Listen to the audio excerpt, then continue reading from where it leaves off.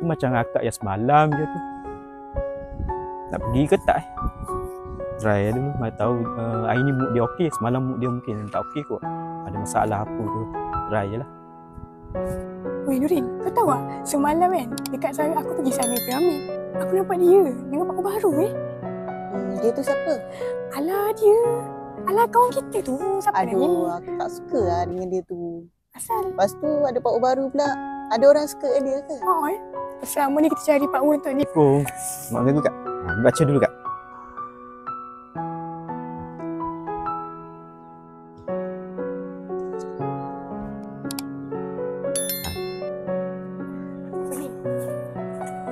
Ini kak, minyak dia minyak bidara kak. Bagus kak. Untuk sakit sendi, sakit kepala, sakit urat, sakit otot semua bagus.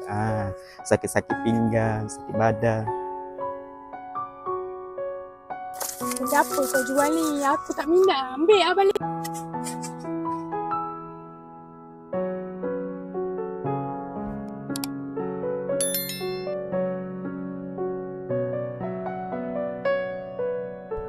Weh Nek, kau tak kesian ke dengan peniaga semalam tu? Buat apa nak kesian? Yelah, kau buat dia macam tu. Dah lah dia niaga untuk anak bini dia. Aku pun tak kenal dia. Kau tak boleh lah macam tu Nat.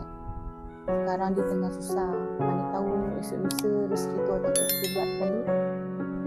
Tengoklah Shana. Okeylah aku macam tu.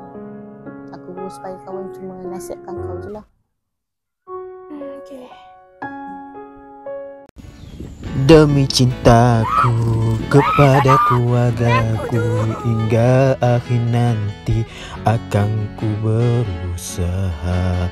Walaupun apa pandangan orang kepadaku, aku akan berterus, akan berjuang untuk mencari rezeki untuk istri dan anakku.